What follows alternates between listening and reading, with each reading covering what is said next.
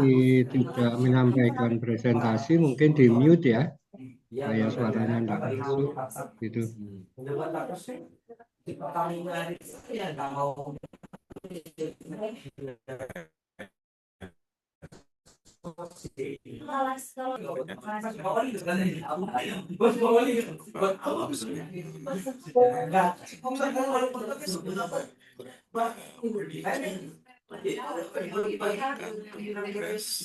Kami kelompok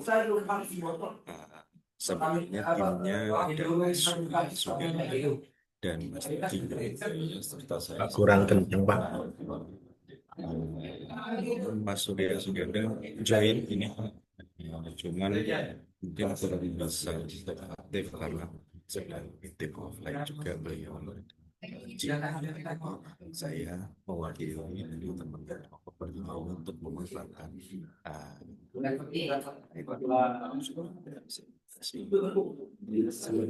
Suaranya kurang keras, Pak Naro. Mohon izin. Suaranya kurang keras, Pak. Baik, maaf, sudah cukup keraskah suaranya? Ya, jadi terkait perilaku konsumen dan segmentasi ini, yang pertama terkait perilaku konsumen masih berlaku konsumen ini adalah mengenai bagaimana individu atau kelompok memilih, membeli dan menggunakan serta mengevaluasi produk dan layanan yang untuk memenuhi kebutuhan dan keinginan. Apa perilaku konsumen ini penting karena ini terkait dengan segmentasi pasar. Segmentasi pasar sendiri kan kita harus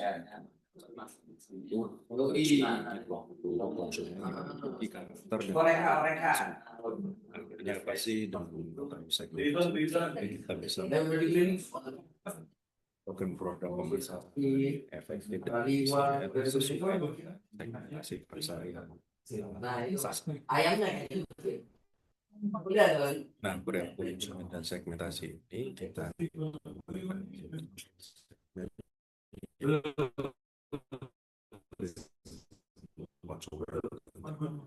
perilaku konsumen konsep dan konsep produksi. Saya ini konsep yang berbeda. Konsep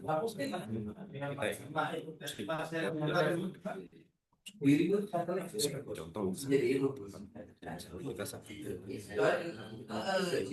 khusus misalnya yang speknya seperti ini itu kita ingin memberi konsep produksi ya kalau bisa sih produksi produk yang rasio tinggi kita harus rasio lebar gitu jadi supaya semua sukses yang ini juga masuk dalam satu produk ini karena konsep pemasaran tidak seperti itu jadi untuk konsep ini perlu pasar yang didasarkan dari konsumen itu.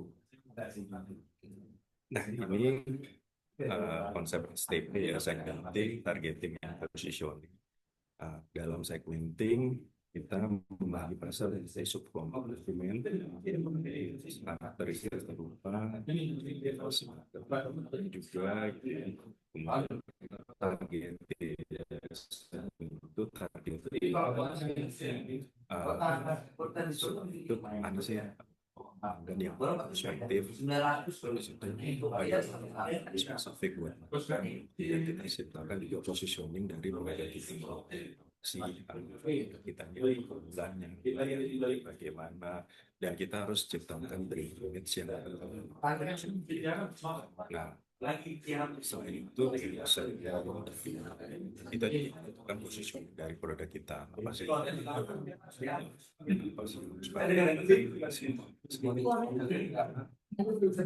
posisi kita sangat di pasar semua dan baik kita biasa saja dan susah nah teknologi serta yang manfaat bagi kita sebagai pemasar dengan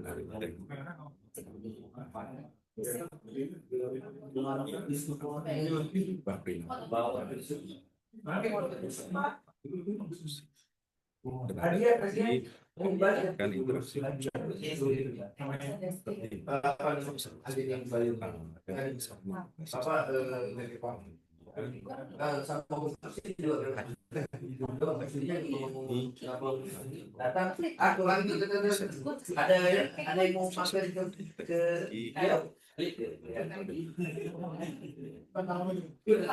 Ini suaranya Pak Narotama enggak begitu kedengaran, Pak. Mungkin apa agak keras atau bagaimana? Iya. Oh, baik, baik, Pak. Jadi sebentar ya Pak, saya cari tempat lain karena memang Ya, lagi sebentar ya Pak. dominan yang di belakang, suara yang di Oh, belakang baik, malah. baik, baik Pak.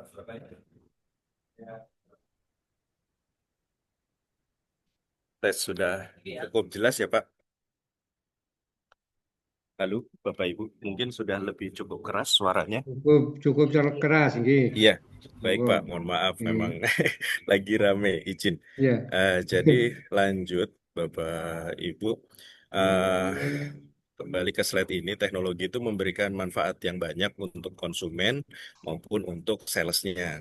Yang pertama, pertukaran nilai. Jadi dengan adanya teknologi, dengan adanya media sosial, interaksi konsumen dan sales itu tidak terbatas dengan pertemuan, dengan meeting-meeting, dengan bazar atau pertemuan di pasar-pasar, tapi cukup dengan melihat media sosial, cukup dengan melihat iklan-iklan di apa namanya semacam di televisi atau di YouTube itu ya. Terus dengan tanpa perlu menyewa tempat, tanpa perlu menyewa outlet, kita bisa menekan harga menjadi lebih rendah gitu ya. Jadi selain itu tanpa perlu ada tenaga sales di setiap outletnya, itu juga informasi yang diberikan kepada pemasar itu bisa juga dapat lebih lengkap juga gitu, karena dengan media sosial kita bisa menaruh speknya di situ dan apa segala macamnya di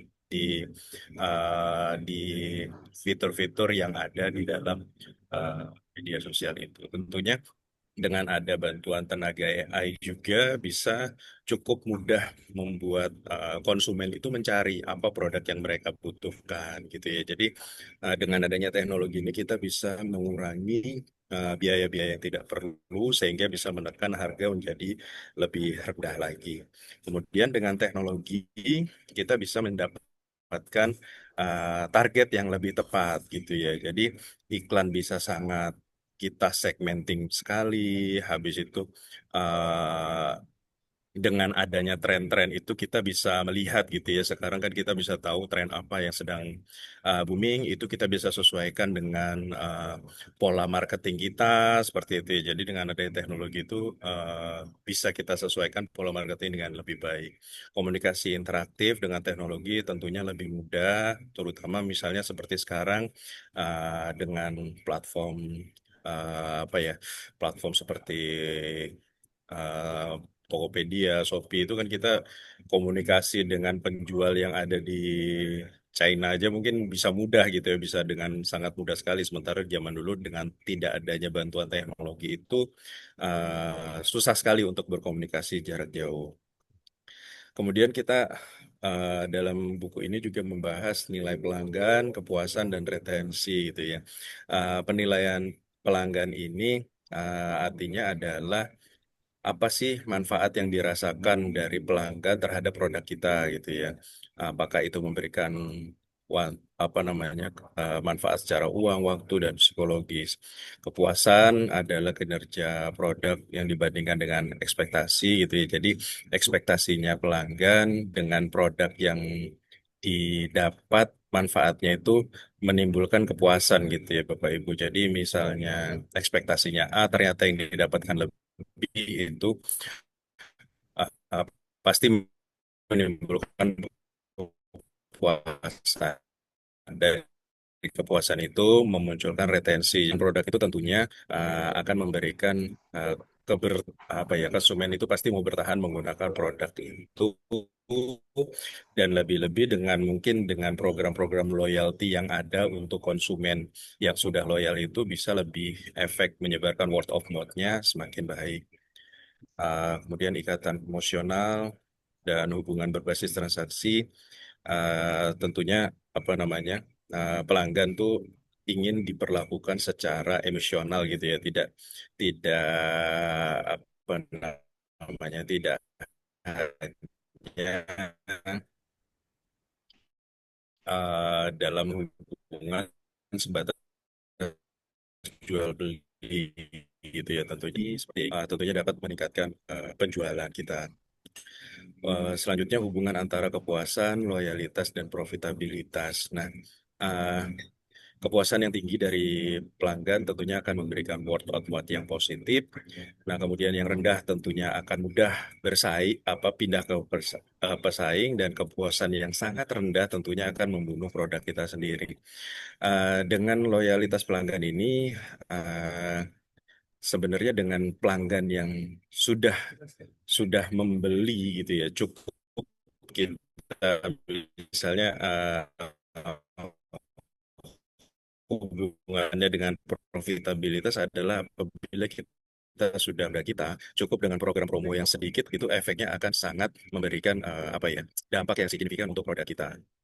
Itu terus apa namanya, dengan segmen market atau pelanggan yang kurang loyal gitu ya, sebenarnya kita juga harus paham bahwa di situ tidak perlulah kita langsung melakukan layanan yang ekstra, karena efeknya juga kurang berpengaruh, apalagi untuk pelanggan yang price sensitif seperti itu. Ini mengukur retensi pelanggan. Kita mengelompokkan customer valuation-nya berdasarkan nilai finansial yang mereka beli dalam produk kita, kemudian bagaimana mengukur persentase pelanggan itu yang tetap bertahan gitu ya, di mana apa namanya, dengan customer yang tadi saya bilang misalnya loyal gitu, memperpanjang hubungan pelanggan secara signifikan. Terus tuh apabila kita ingin tahu konsumen konsumen atau pelanggan yang berpindah, kita bisa melakukan wawancara, uh, mencari tahu keluhan dan membandingkan produk kita dengan produk bersaing. Studi kasus dalam uh, perilaku konsumen dan segmentasi ini adalah kita coba membuat ini dalam kasus yang kebetulan nih terakhir terjadi di ini ya, isu pengoplosan Pertamax yang terjadi di ya, sekitar awal tahun, yang heboh di awal tahun di Pertamina gitu ya. Jadi eh, efek dari kasus tersebut adalah terjadinya apa ya namanya, dari hasil survei itu kita tahu bahwa sudah 56,8% responden yang tidak percaya terhadap bahan bakar yang dijual oleh pemerintah. Sementara 43%-nya mempertahankan kepercayaan. Ini mungkin menurut kami hasil data ini juga kita akui mungkin tidak se 50-50 ini ya, sebenarnya mungkin jauh lebih banyak responden yang sebenarnya tidak percaya gitu ya. Nah, kepercayaan konsumen terhadap Pertamina tersebut mempengaruhi terhadap loyalitas dan keputusan pembelian. Hal ini ditunjukkan memang kami juga mengalami, saya, Mas Surya, dan Mas Jimmy di sales area kami masing-masing itu memang mengalami penurunan pembelian pertama. Padahal kasus yang terjadi itu sebenarnya uh, uh, apa ya, bukan permainan, maksudnya bahasa media itu sangat mempengaruhi gitu. Sebenarnya dalam case oplosan ini, blending itu adalah hal yang sangat lazim dan itu sah untuk dilakukan gitu ya. Jadi misalnya dalam membeli produk, misalnya kita membeli produk Pertalite, nah itu di blending dengan semacam aditif untuk meningkatkan performanya dan menyesuaikan dengan standarisasinya spek yang ditetapkan oleh pemerintah untuk Pertamax gitu. Jadi itu sebenarnya blending itu sangat lazim terjadi gitu. Jadi misalnya kita belinya produk A, gimana sih supaya kita bisa jual sebagai produk B? Ya memang ada caranya, yaitu di blending supaya speknya memenuhi sesuai dengan spek yang dipersyaratkan. Cuman karena bahasanya disebut oplosan gitu ya, padahal itu sebenarnya blending. Jadi citranya itu jadi negatif. Nah itu efeknya memang sangat menurunkan penjualan pertama dan meningkatkan penjualan kompetitor dari pertama. Bisa dilihat pada saat terjadinya case-case tersebut, eh, namanya apa ya, stasiun pengisian bahan bakar yang lain itu luar biasa antri-antri sampai akhirnya apa namanya ya, stoknya habis, padahal biasanya kan selalu lancar stoknya di SPBU tersebut, tapi sampai stoknya habis. Nah, ini merupakan perilaku konsumen yang tergiring dari ya media sosial itu tadi juga gitu ya, dan publikasi yang pemilihan katanya yang mungkin cukup dalam konotasi negatif gitu. Jadi efeknya ke penjualan sangat sangat tinggi gitu ya. Kemudian studi ini dari kepercayaan publik juga berkurang gitu ya. Jadi dalam studi ini transparansi dan kontrol kualitas dianggap gitu ya sudah cukup buruk. Padahal dari produk diterima kemudian ditampung setiap hari sebelum disalurkan itu kan pasti ada QC-QC-nya. Sampai di saat akan diterima di SPBU itu juga ada, apabila tidak sesuai speknya juga itu apa namanya, tidak diterima oleh pengusaha SPBU-nya. Jadi tapi karena ada kasus ini, jadi semuanya efek itu tidak bisa di tidak bisa dipercaya lagi oleh konsumen. Nah, dari penelitian ini juga merekomendasikan bahwa agar Pertamina meningkatkan komunikasi dengan masyarakat, meningkatkan pengawasan distribusi bahan bakar untuk memulihkan kepercayaan. Nah, jadi penelitian ini juga, rekomendasi dari penelitian ini bisa dilihat oleh Bapak Ibu. Maksudnya kalau kita lihat di pemberitaan-pemberitaan itu kan juga sudah mulai ya. Jadi bagaimana pimpinan-pimpinan Pertamina, Kementerian SDM itu turun ke bawah untuk kemudian dipublikasikan untuk kembali meningkatkan kepercayaan masyarakat terhadap produk-produk Pertamina. Efeknya apa sih? Kenapa harus itu dilakukan komunikasi dan meningkatkan pengawasan itu? Kenapa harus dilakukan kembali dan masyarakat cukup percaya lagi?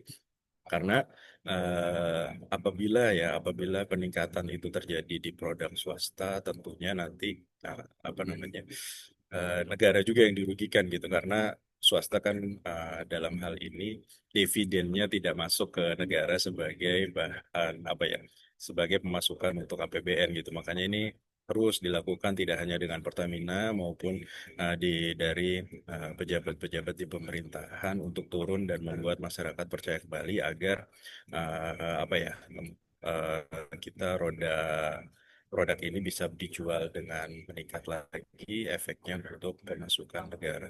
Mungkin itu eh, Bapak Ibu yang bisa kami sharing untuk malam ini.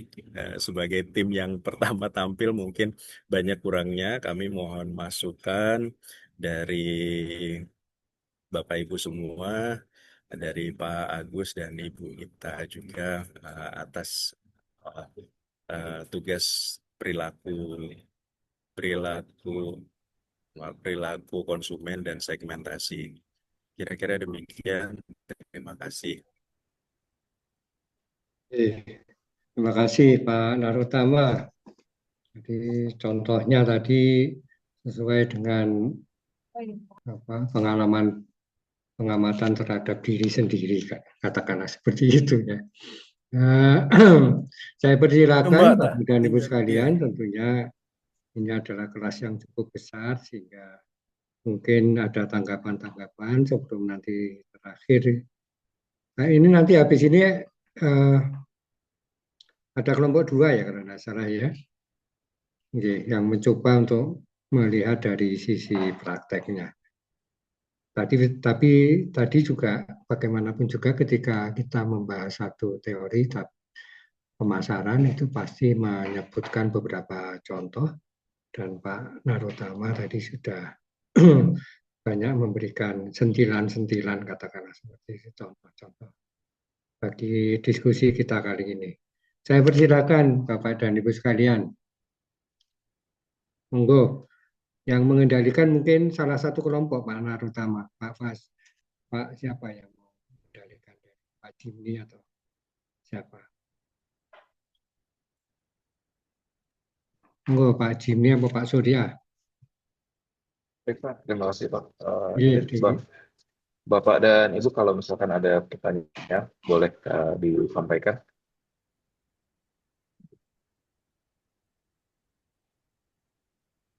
Ya, malam Pak Narotama, Pak Jimmy, Pak Surya, mohon izin bertanya.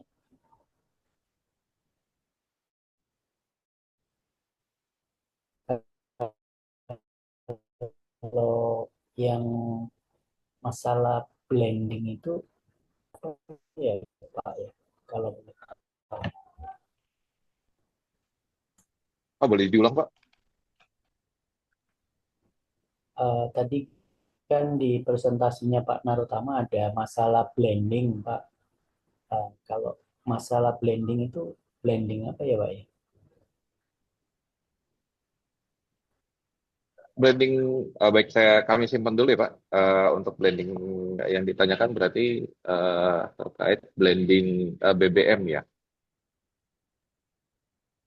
Betul, Iya. Pak, betul. Baik, kami simpan dulu nanti untuk satu sesi 2 pertanyaan dulu, Pak. Baik, untuk pertanyaan yang kedua nanti kami jawabnya sekalian. Saya boleh bertanya, Pak Jimmy, Pak Naru? Silakan, Ya, Gerson. Gersom, Pak. Ya, terima kasih, Pak, atas kesempatannya. Ya, saya izin untuk bertanya terkait dengan perilaku konsumen.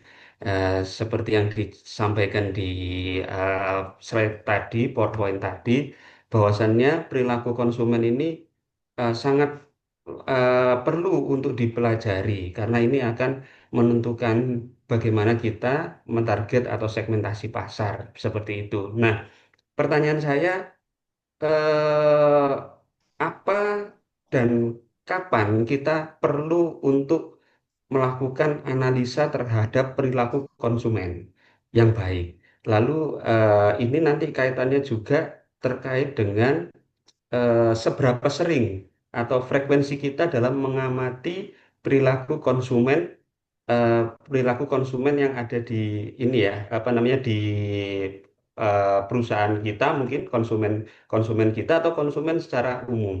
Karena saya beri contoh seperti ini, Pak.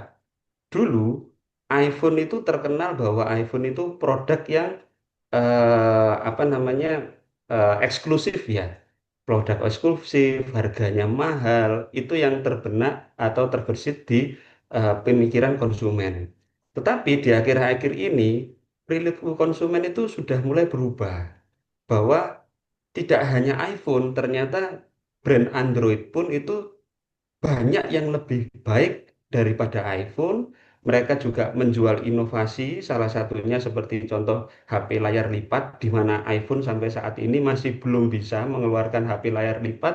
Nah, eh, kembali lagi ke pertanyaan saya tadi, kalau kita berkaca pada apa, memakai sudut pandang Apple sebagai apa namanya, sebagai produsen iPhone, kapan seharusnya perilaku konsumen yang berubah ini bisa terdeteksi, bagaimana caranya?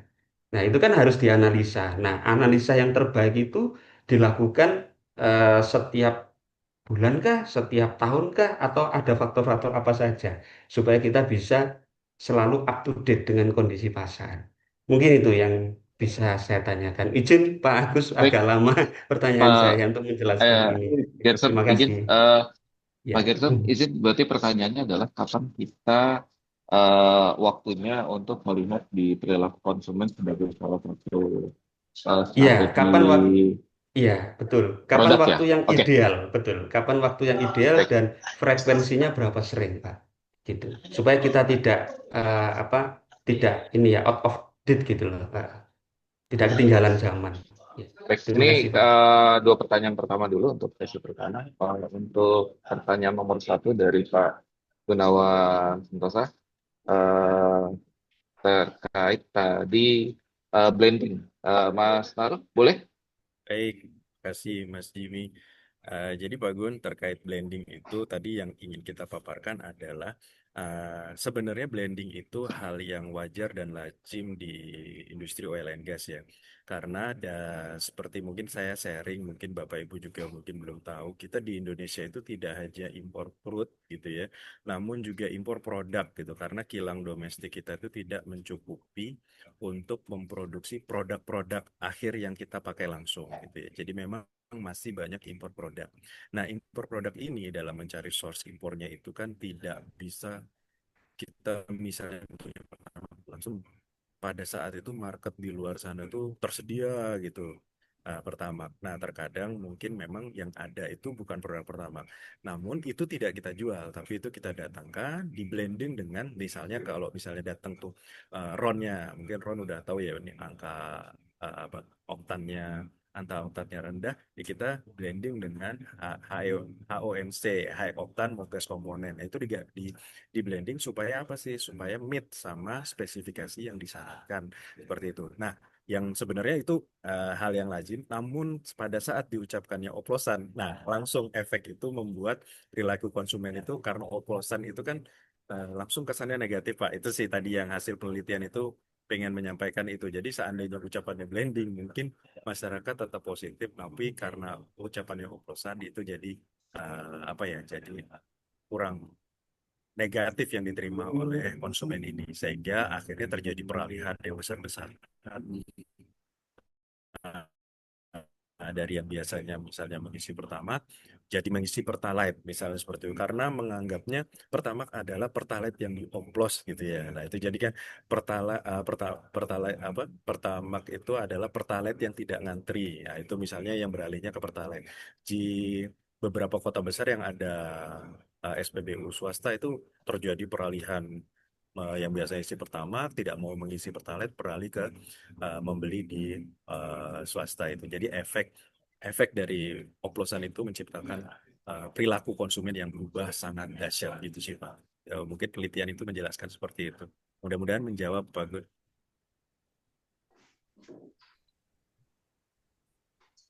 Baik, Pak Gunawan, sudah dijawab, mungkin ada mau tanggapan? Ya, Kalau oke. Makasih. monggo, silakan Pak. Ya, makasih Pak Narutama atas jawabannya. Berarti mungkin ada isu yang eh, apa negatif gitu ya. Jadi blending itu jadi kata-katanya jadi eh, menghancurkan reputasi gitu produk yang dijual Pertamina gitu kira-kira Pak ya yang saya terima Pak. Tapi yang jelas blending itu kan juga nanti tetap di quality control ya Pak ya untuk menjaga kualitas sehingga mempertahankan uh, mempertahankan kualitas yang produk yang dijual gitu Pak ya kira-kira. Betul Bapak. Jadi sebenarnya QC-nya itu terjadinya berlapis. Bahkan hubungan antara eh, Pertamina dengan SPBU itu kan sangat banyak yang SPBU itu milik swasta gitu ya Pak. Seandainya BBM ini dikirimkan ke SPBU itu juga pasti akan dicek oleh pemilik SPBU yang swasta itu mereka kan nggak mau tuh nerima barang kalau tidak sesuai. Mereka beli itu Pak ke kami, beli pertama dia pasti waktu barangnya datang itu titik terakhir pemeriksaan gitu Pak. Sebelum kita mengeluarkan dari itu pasti diperiksa, nerima kan barang itu juga nggak langsung ada di situ ya. Beberapa step itu pasti ada QC-nya dan yang terakhir adalah pemilik sebelum dijual itu kan pengusaha SPBU-nya. Kalau dia beli pertama, otomatis dia akan meriksa pada saat barang datang itu apakah itu benar pertama atau bukan. Kalau enggak kan dia rugi Pak. Kita kirimin pertama, kita kirim pertalite gitu dia rugi gitu ya Pak. Jadi sebenarnya QC itu sudah dilakukan dan berlapis gitu ya. Cuman ya efek dari ya itulah apa ya narasi oplosan blendingnya oplosan itu jadi menurunkan penjualan. Tadi penelitiannya seperti itu sih Pak studi kasusnya gitu Pak. Mudah-mudahan menjawab ya Pak Gun. Siap Pak Narutama, makasih atas penjelasannya. Monggo dilanjut pertanyaan berikutnya dari Pak Geri. Baik, terima kasih Pak Gunawan Sugata untuk pertanyaannya. Saya izin menjawab untuk yang pertanyaan kedua dari Pak Jensen, yaitu di kapan yang waktu yang tepat untuk kita menentukan perubahan terkait adanya perilaku konsumen. Kalau di pemasaran sendiri, karena kami ini di industri pemasaran, maaf, eh, ada gangguan sedikit. Karena kami di retail biasanya pukanya itu adalah kalau di industri retail sih sendiri, pukanya ini cukup volatilitasnya tergantung dari pasar yang bergeraknya cukup stabil, maaf, cukup dinamis. Jadi kapan waktu frekuensi yang ditentukan menjadi hal yang menyulitkan juga untuk menjawab dari ditentukan frekuensi. Itu karena sifatnya kita dari sisi market adalah push-nya yang lebih besar dari sisi market gitu. Ada banyak sebenarnya yang menjadi indikator untuk menjadikan kapan waktu yang tepatnya. Salah satunya adalah misalkan dari sisi kalau di kami, ketika produk baru itu mau diterbitkan, dikeluarkan, itu termasuk adalah salah satu kita lihat perilaku konsumen. Seperti contoh, untuk produk Pertamax ketika kita mau naikkan angka oktannya melihat kondisi pasar, kita melakukan riset sehingga muncullah istilah yang kami pakai produk Pertamax Turbo. Itu kami masukkan ke segmen pasar ketika mesin-mesin itu sudah mulai bergerak ke arah mesin turbo penambahan. Gitu. Karena salah satunya keunggulan dari mesin turbo ini sebenarnya untuk meningkatkan performa mesin, tapi tidak terlalu tinggi di pajaknya gitu, baik dari sisi konsumen, sehingga perusahaan otomotif saat itu mengambil banyak mobil kendaraannya mereka masuk di segmen 1500 cc tapi plus turbo gitu, sehingga itulah salah satu kita meluncurkan waktu itu produk barunya. Terus ada juga ketika perusahaan menyusun kapan waktu yang tepatnya adalah ketika penjualan kita mengalami penurunan. Tadi yang kita jadikan sebagai contoh adalah ketika pasar itu ternyata muncul istilah Pertamax oplosan, sehingga yang pertama orang ternyata melihatnya dia beli Pertamax tapi merasa jangan-jangan ini Pertalite aja sama dengan Pertalite, itu satu. Atau jadi sehingga mereka terjadi shifting penjualan ke pesaing. Gitu. Jadi kalau dilihat di beberapa kota besar seperti Jakarta, Surabaya gitu yang ada pesaing, mereka pindah ke SPBU di luar dari Pertamina. Nah, itu kita juga lakukan perilaku konsumennya. Nah, kalau yang seperti ini kita lebih banyak sebenarnya dari sisi edukasinya sama dari sisi komunikasi medianya. Terus sebenarnya banyak lagi juga yang salah satunya di kita adalah kita melihatnya itu ketika loyalitas menjadi salah satu hal yang penting di industri retail gitu. Nah, kami juga melihatnya waktu itu kita melakukan riset pasar sehingga muncullah kami terbitkan My Pertamina dengan loyalty point-nya. Nah, itu salah satu kita melihat perilaku konsumen supaya konsumen itu dia terjadi repeat order terus menjadi upsells yang tadinya misal sebagai contoh kalau dia beli produk Pertalite kita nggak kasih poin gitu. Kalau dia belanja dengan My Pertamina, tapi ketika dia beli mengganti uangnya kita upsells dia menjadi beli Pertamax dengan sweetener, mereka jadi membeli Pertamax. Sweetenernya apa aja? Nah, perilaku konsumen kita lakukan riset sebagai salah satu contohnya adalah konsumen ini lebih banyak melakukan pembelian BBM sebenarnya itu adalah di hari-hari kerja gitu. Di hari-hari kerja. Nah, di hari-hari kerja ini kita lakukan lagi riset dan kita memilihnya adalah beberapa program yang kita masukin di marketing promotionnya, yaitu yang pertama kita ada program yang di hari Senin, terus di hari Jumat itu ada potongan harga, ada double point. Jadi itu salah satu riset kita untuk melihat konsumen ini seperti apa mereka yang kita inginkan. Cuma kalau ditanya frekuensinya sebenarnya, kalau di industri retail tidak ada frekuensi yang pasti karena dinamikanya terlalu tinggi. bukannya terlalu besar. Jadi ya kita akan melihatnya karena pasarnya itu push terus gitu. Jadi kita selalu melihatnya adalah kesiapan kita dalam menanggapi pasar itu seperti apa. Mungkin itu Pak Gerson, ada diskusi mungkin. Iya, terima kasih, Pak. Kebetulan saya juga bergerak di retail ya, Pak ya, tapi produk yang dijual sangat berbeda. Eh, Kalau produknya Bapak kan eh, pasti orang beli karena tidak mungkin orang tidak butuh BBM dan pesaing juga kompetitor itu kan tidak sebanyak ya dengan produk kami ya. Kalau produk kami itu adalah tisu di mana marketnya sangat ini sangat apa ya istilahnya itu persaingannya sangat ketat. Beda harga 500 perak saja konsumen beralih, konsumen berpindah. Kalau menurut saya sih eh, terkait dengan retail tadi, terkait dengan frekuensinya, justru ini yang menjadi bahan diskusi. Memang tingkat volatilitasnya tinggi dan tingkat apa namanya perubahannya atau dinamikanya tinggi, tetapi menurut saya itu bukan menjadi suatu alasan kita tidak bisa menentukan seberapa sering kita mengamati perilaku konsumen.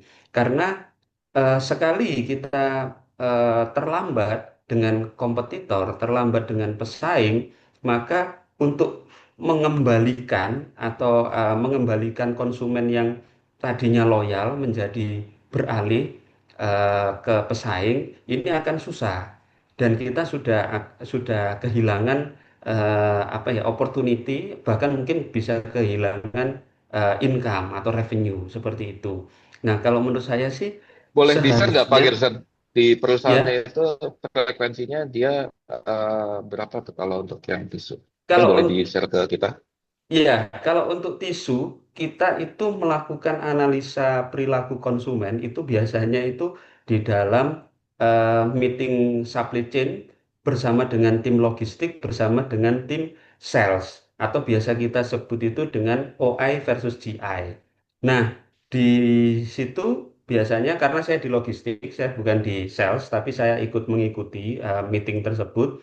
Di sana biasanya para sales area itu menyampaikan kendala-kendala apa saja di dalam 1 minggu eh, ketika misalkan terjadi sell in yang naik signifikan. Itu ada fenomena apa sih? Terus kemudian mungkin ada sell out yang turunnya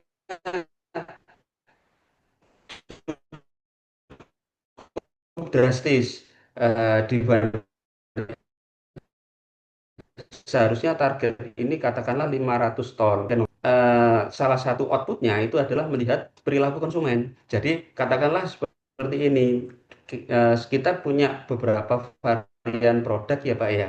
Kita ada produk towel, itu tisu yang seperti handuk, lalu kemudian produk facial, terus produk toilet dan lain sebagainya.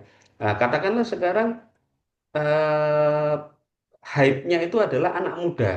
Nah, dulu mungkin kita market yang paling banyak kita sasar itu adalah untuk market-market yang restoran seperti itu, di mana produk-produk seperti towel untuk cuci tangan di wastafel itu banyak ya yang di perilaku konsumen itu sukanya bawanya tisunya bukan yang gede-gede tapi tisu yang kecil-kecil jadi ada kemasan praktis kemasan hengki. Nah itu salah satu outputnya Pak. Jadi kalau di kami sepertinya itu untuk frekuensinya itu adalah mingguan berdasarkan daily daily report apa penjualan yang terjadi itu ada analisa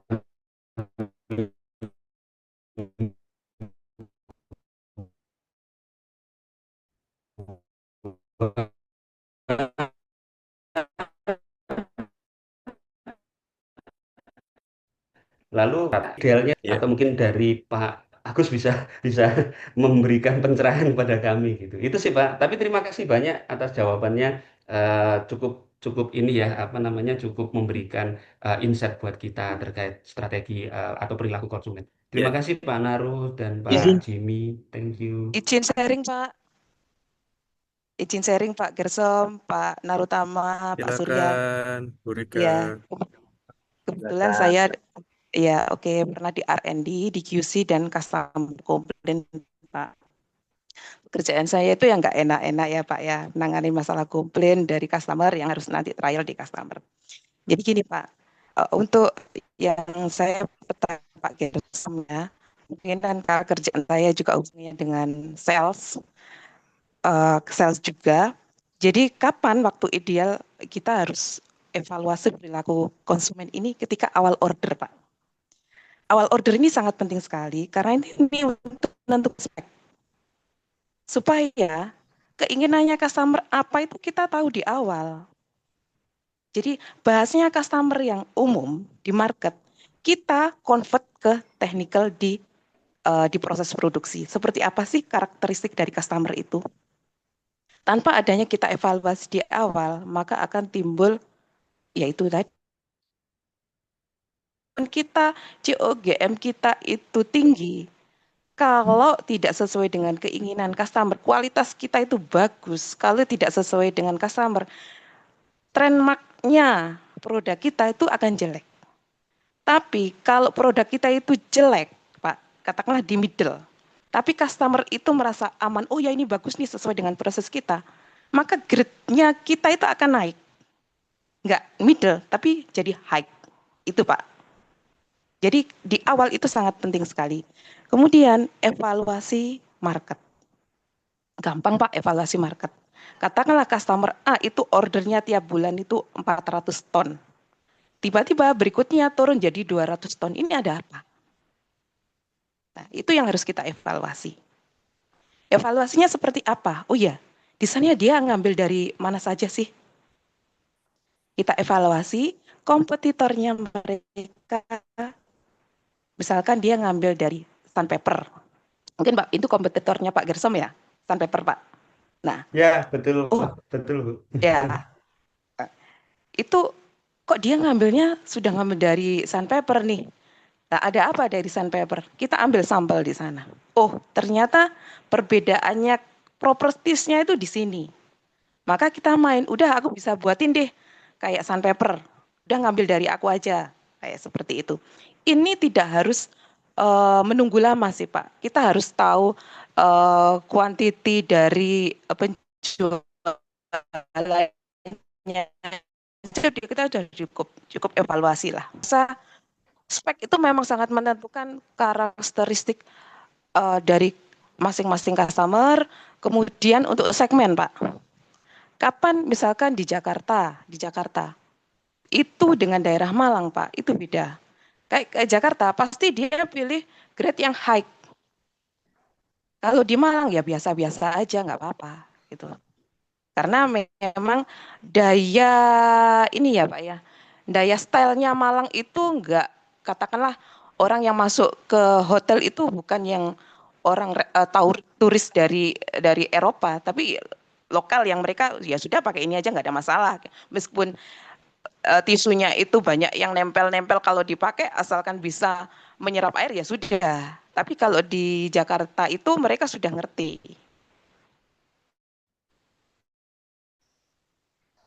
Gitu sih Pak. Kita lagi kalau paper, wah nanti malah bingung lagi Pak. Jadi saya memberikan contoh di Pak Gersom itu aja sih Pak. Demikian Pak, terima kasih. Ya, terima Terima kasih kasih, Bu Rika. Bu Rika, Izin Pak Mas Gun. Surya, saya ada tanggapan Mas Surya. Mungkin nambahin sedikit. Tadi saya rasa penjelasan Mas Gersom, Mbak Rika, saya rasa memang ya relate ya. Maksudnya tentu kita sebagai marketer gitu ya harus selalu menilai terkait perilaku konsumen kita ya. Dan tentu saja saya rasa setiap perusahaan memang sudah memiliki metode maupun dengan cara apa mereka untuk menilai perilaku konsumen. Tapi tentu mungkin yang mungkin sedikit terlewat gitu ya. Kalau kita melihat perilaku konsumen, tentu kita harus melihat juga sebenarnya needs-nya konsumen tuh apa sih gitu ya. Dan tentu misalnya kalau kita contoh, kalau berkaca misalnya dari konteks perusahaan, nah misalnya Pertamina lah yang mungkin kami bekerja di dalamnya gitu ya. kita misalnya mengembangkan channel gitu ya, misalnya SPBU yang saat ini mungkin kalau kita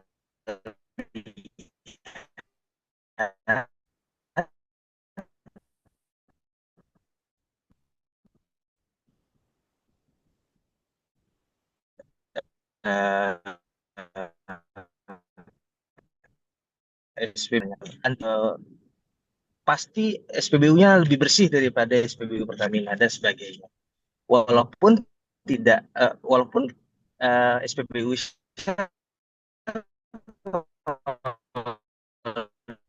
dipandang secara SPBU Shell tidak menjual produk-produk subsidi, sehingga tentu antriannya tidak akan sepanjang SPBU Pertamina yang menjual produk-produk subsidi. Nah, untuk itu dengan menilai needs konsumen yang ternyata ada ya needs-nya konsumen yang ya dia ingin sebenarnya nggak ada antrian gitu, antrian lebih lengang, pembelian lebih cepat. Nah, maka Pertamina misalnya mengeluarkan produk baru nih. Produk barunya bukan produk BBM, tapi produk layanan di SPBU khusus. Dikeluarkanlah channel namanya SPBU Signature yang hanya menjual produk-produk non subsidi.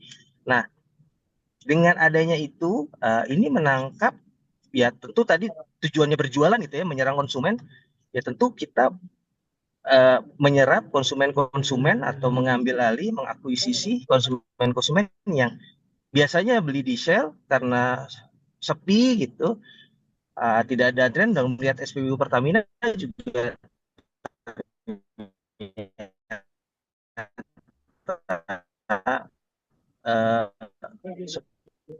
reguler biasa. Nah, ini saya rasa ya hal-hal yang perlu kita pertimbangkan juga ya untuk menilai perilaku konsumen gitu ya. Nah, perilaku konsumen kan sebenarnya ada beberapa gitu ya, ada kebutuhan apa yang realnya dia kebutuhannya seperti apa sih, spek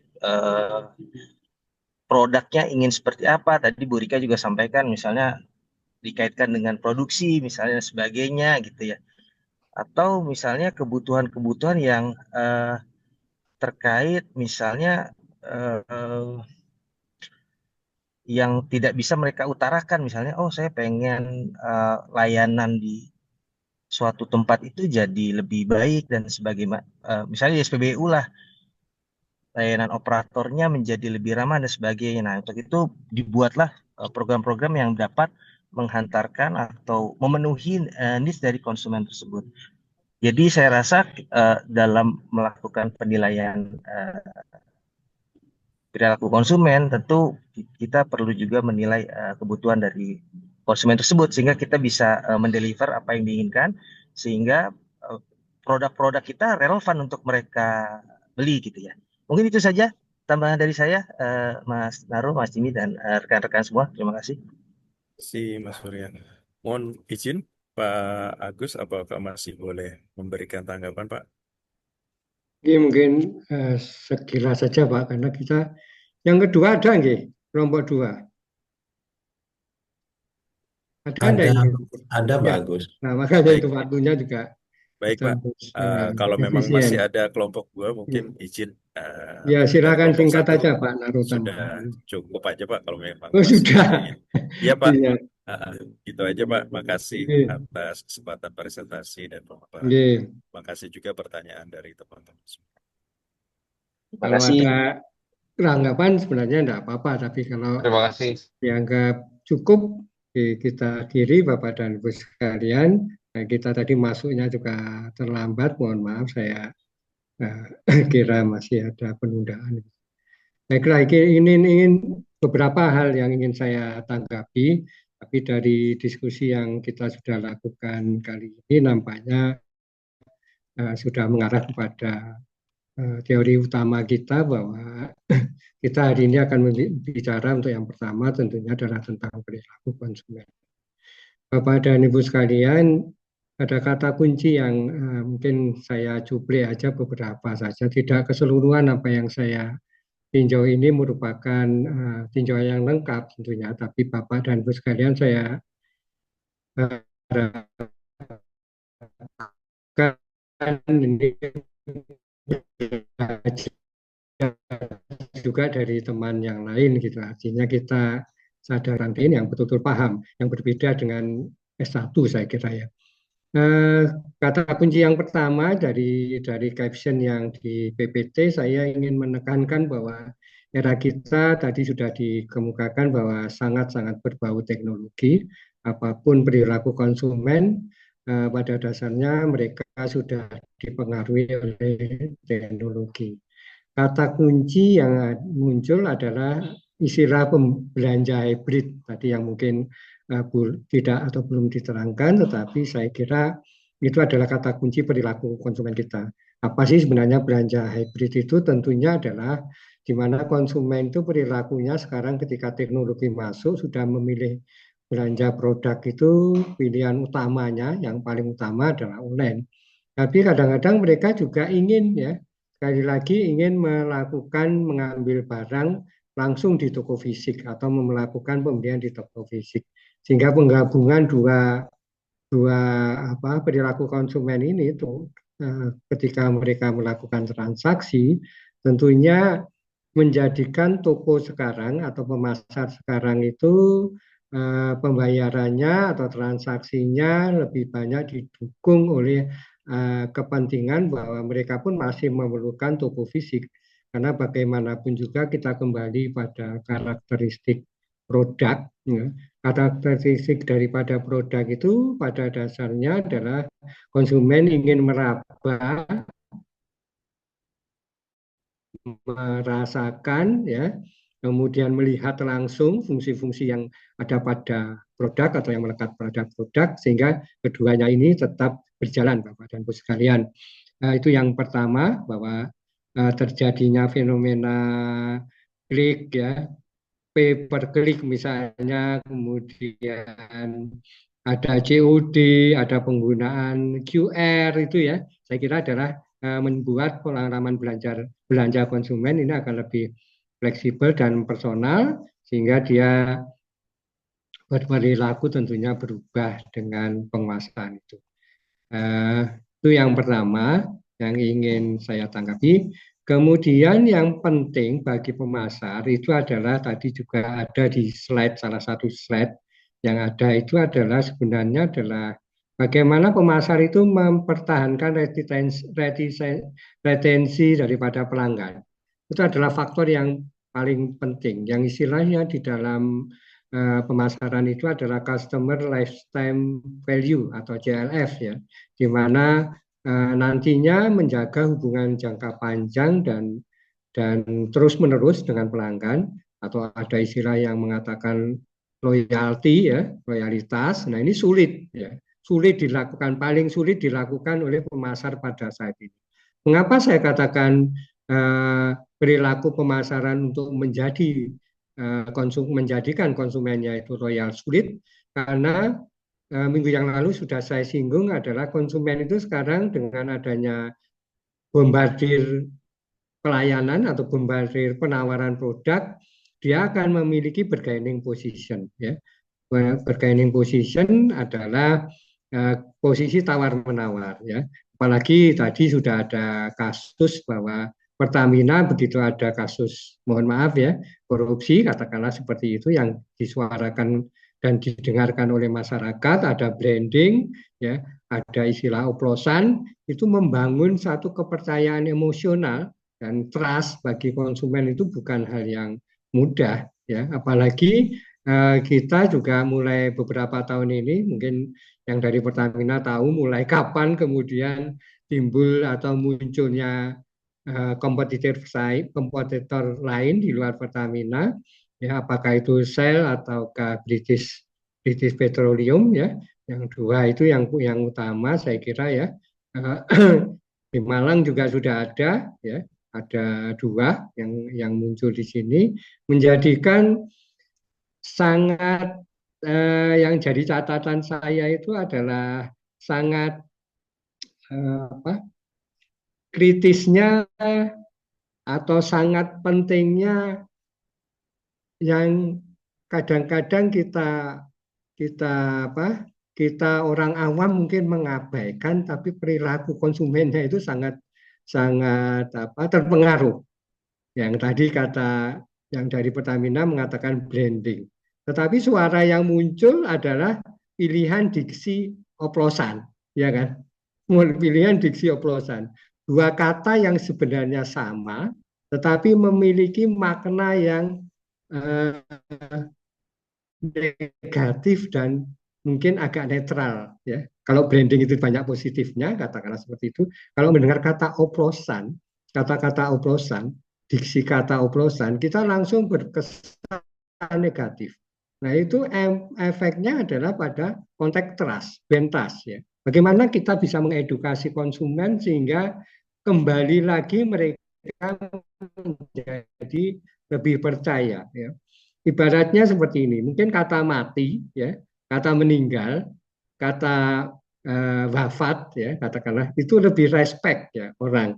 Tetapi begitu kita mendengar kata tewas, apalagi mohon maaf, dalam bahasa Jawa mungkin ada kata modar, ya, gitu ya, modar gitu ya. Pilihan-pilihan diksi kata seperti itu kadang-kadang juga otak kita jadi hal yang positif atau negatif.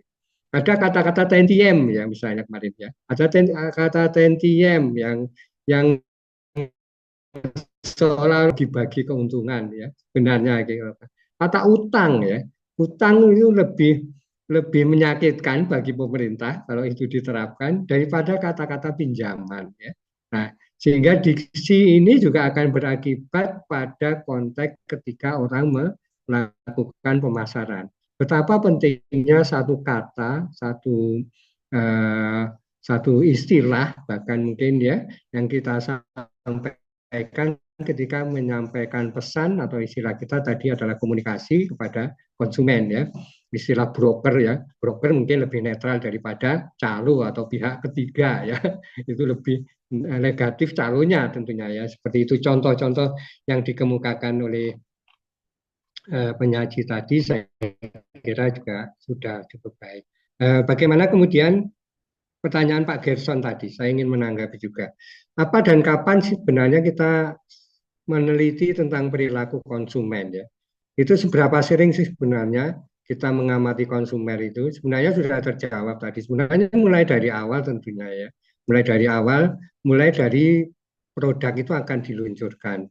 Produk itu ketika belum meluncur, produk itu ketika mengalami peak season atau mengalami puncak penjualannya. Di dalam perjalanan tersebut tentunya ada fluktuasi keuntungan, kerugian, kemudian penurunan jumlah pembelian, ya, atau kenaikan jumlah pembelian. Nah, kata kuncinya tentunya adalah pada konteks keuntungan dan kerugian atau penurunan keuntungan. Nah, sehingga bisa kita simpulkan, Bapak dan Ibu sekalian, proses untuk membaca perilaku ini sebenarnya harusnya adalah proses yang berkelanjutan. Mulai dari awal sampai melakukan yang betul-betul dilakukan dalam konteks evaluasi, ya, evaluasi. Nah, tadi kalau dicontohkan yang dikemukakan oleh Pertamina itu masih melihat pada konteks perilaku konsumen sebagai konsumen tunggal. Tetapi yang dikemukakan Pak Gerson, saya melihat tadi sebenarnya sudah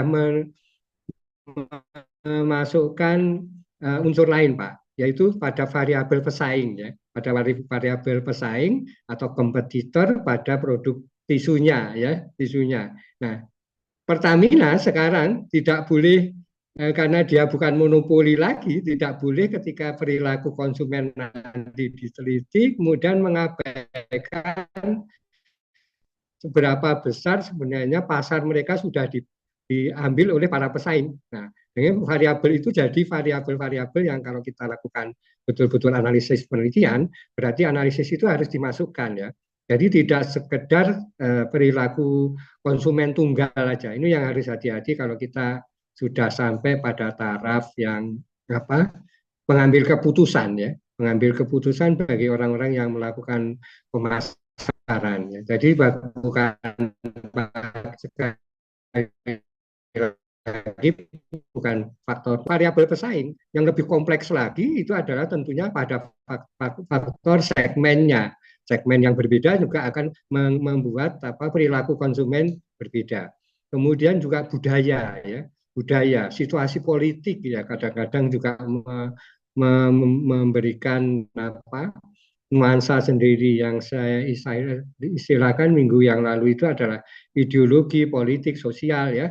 Hankam dan sebagainya itu sangat-sangat sensitif sekali terhadap perilaku konsumen. Jadi variabel-variabel yang kalau di dalam istilah nanti Bapak melakukan penelitian itu adalah variabel-variabel intervening ya, tapi juga ada variabel moderasi ya. Nah, itu ya variabel moderasi. Silakan nanti ditanyakan di mata kuliah metodologi penelitian apa itu maknanya.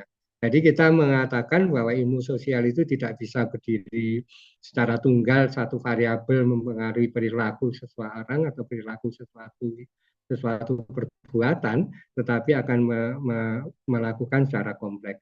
Memang tinjauan kita ini malam ini fokusnya sosialnya, fenomenanya, ya itu nanti akan bicara sangat kompleks sekali Bapak dan Ibu sekalian. Jadi sekali lagi, kapan itu dilakukan itu adalah proses yang kata kuncinya adalah pada proses yang berkelanjutan Bapak dan Ibu sekalian untuk melakukan evaluasi terhadap konsumen, terutama ketika fluktuasi ya, fluktuasi penjualan suatu produk mengalami naik turun, kita jangan puas ya, kita jangan puas ketika penjualan kita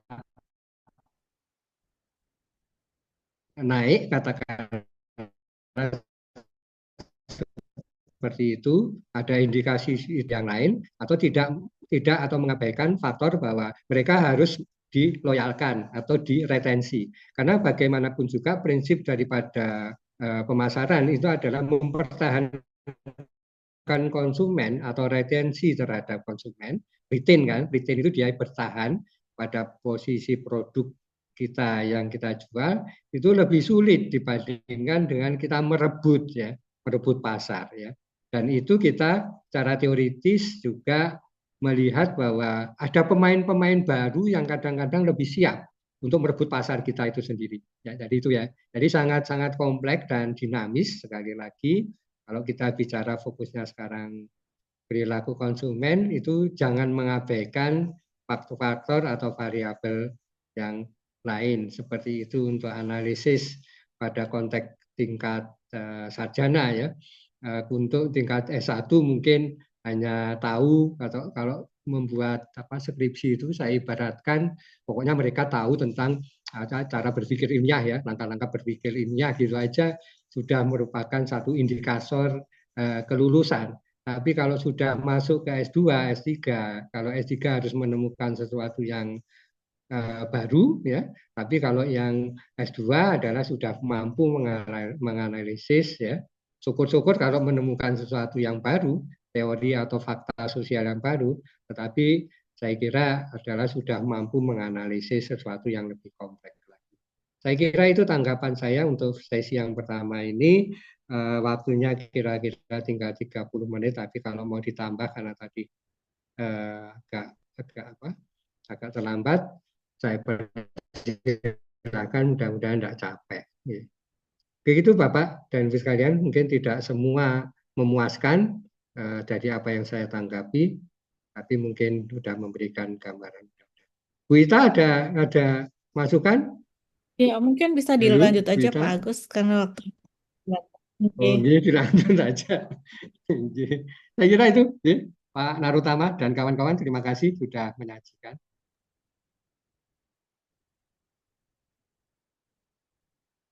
Untuk kelompok kedua, monggo. Iya, selamat malam Prof. Izin saya langsung saja ya untuk share screen.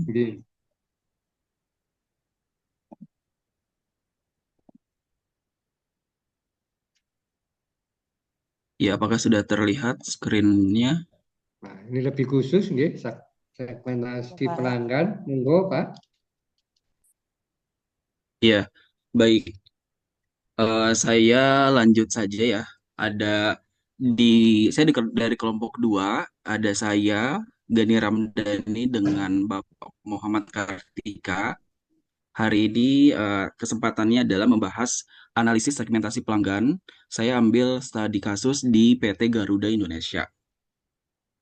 Nah, eh, Garuda Indonesia adalah salah satu airlines gitu ya yang kita tahu sukses di Indonesia dan menyasar konsumen menengah ke atas sampai ke premium class. Garuda Indonesia Airlines juga mengusung konsep kenyamanan sebagai value added-nya dan Garuda Indonesia juga memperkenalkan layanan Garuda Indonesia Experience yang menghadirkan keramah tamahan, budaya, dan segala hal terbaik di Indonesia melalui 5 panca indera. Yang pertama adalah tentang produk, diusung dengan tepat waktu dan aman. Kemudian berkaitan dengan proses, kita kenal bahwa Garuda Indonesia mempunyai layanan yang cepat dan tepat. Kemudian tentang building, ini terkenal dengan bersih dan nyaman. Serta yang sangat diunggulkan dari Garuda Indonesia adalah keramahan stafnya yang bisa memberikan kenyamanan untuk pelanggan melalui dengan profesionalitasnya, kompeten, dan sangat membantu. Nah, pada era saat ini, bisnis maskapai penerbangan semakin ketat ya dalam memasuki pangsa pasar. Masing-masing maskapai memiliki arah dan tujuan yang mana pangsa pasar yang akan dimasuki PT Garuda Indonesia menyasar ke dalam 3 segmen yang dilayani dalam unit bisnis jasanya. Yang pertama itu ada economy class, kemudian ada business class, dan first class. Nah, pada layanan economy class, berikut ini adalah layanan yang bisa diperoleh oleh konsumen atau penumpang, baik itu sebelum ataupun pada saat di dalam pesawat. Pada saat sebelum, eh, konsumen sudah dimanjakan dengan ada alat bantu kebutuhan khusus dan airport maps, serta penumpang diberikan keleluasaan untuk memilih seat gitu ya. Nah, tidak hanya pada saat sebelum berangkat, Garuda Indonesia juga di kelas ekonomi, penumpang akan dimanjakan dengan ruang yang lebih luas dan nyaman dalam perjalanan. Kemudian ada pijakan kaki, USB dan stop kontak di setiap kursi. Kemudian ada layanan in-flight entertainment selama di dalam pesawat. Ini untuk ekonomi kelas. Kemudian saya lanjutkan ke yang bisnis kelas. Untuk bisnis kelas, ada 3 area. Yang pertama adalah privacy dan kenyamanan. Jadi Garuda Indonesia menawarkan di bisnis kelas dengan kursi yang cukup luas. Kalau saya cari dari literasinya, ini ada sekitar 43 inci dan sangat lebar yang dapat diatur menjadi tempat tidur, membuat perjalanan penumpang lebih nyaman. Kemudian ada LCD touchscreen juga untuk hiburan selama penerbangan. Nah, yang kedua adalah santai dan relax experience dengan beberapa hal amenity kits gitu ya yang diberikan dari Garuda Indonesia. Kemudian yang ketiga adalah pengalaman kuliner yang khas dan dinamis. Nah, ini memberikan makanan dan dari berbagai negara yang disajikan oleh awak kabin. Ragam menu yang lengkap, mulai dari makanan ringan, makanan berat, sampai sedang gitu ya. Semua menu disiapkan oleh chef andalan yang memenuhi kualitas bintang 5. Kemudian kelas yang tertinggi di first class ini adalah first class ya, di Garuda Indonesia ada first class. Yang pertama layanan yang disuguhkan di first class ini adalah limousine service gitu ya. Perjalanan dimulai bahkan sebelum penumpang terbang. Nah, dengan first class Garuda Indonesia, penumpang dapat merasakan pelayanan yang sangat eksklusif. Di hari keberangkatan, Garuda Indonesia menyediakan limousine service yang akan menjemput penumpang dari rumah atau beberapa titik lokasi yang sudah ditentukan oleh penumpang. Namun layanan ini hanya tersedia di area Jabodetabek ya, seperti Depok, Bogor, Tangerang, dan Bekasi. Untuk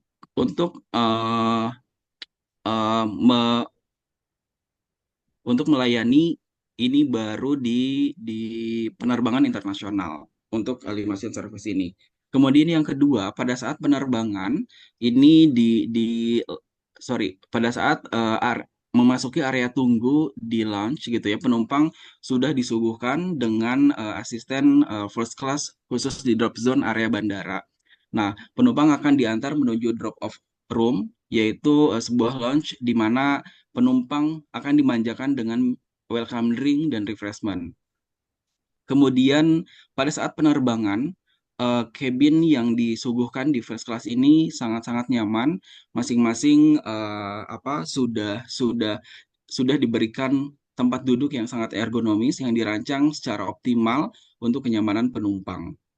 Kemudian ada diberikan sebuah meja juga yang bisa digunakan untuk menikmati hidangan menu yang akan disajikan oleh awak kabin. Nah, saya lanjut ke tipe segmentasi pasar di Garuda Indonesia. Yang pertama adalah segmentasi geografis. Ini terbagi ke dalam dua area, ada lokal dan internasional. Jadi Garuda Indonesia menargetkan kota-kota besar di Indonesia termasuk Jakarta, Surabaya, Denpasar, Medan, Makassar, Jogja, Ambon, serta Balikpapan. Kemudian untuk internasional, maskapai ini juga memiliki target pasar yang cukup luas di luar negeri. Kemudian yang kedua adalah segmentasi demografis. Terbagi ke dalam dua area yaitu usia dan status ekonomi. Garuda Indonesia menargetkan usia 17 sampai 50 tahun yang merupakan kelompok usia yang aktif dalam melakukan perjalanan. Kemudian dalam status ekonomi, fokus utama pada segmen menengah ke atas serta menawarkan pelayanan yang berkualitas tinggi.